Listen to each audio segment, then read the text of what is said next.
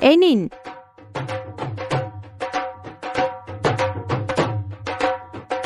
চলো। না, আমাকে দাও, আমি নিচ্ছি। না না, তুমি পারবে না। আমি পারবো। আচ্ছা ঠিক আছে, নাও। পড়ে গেল। ফেলে দিলি তো? ওই জন্য আমি তোকে বলেছিলাম দুধটা নিস না। এবার কোথা থেকে আমি দুধ পাবো? সব সময় না বললেও সেই কাজগুলো করবে, অসভ্য কোথাকারে।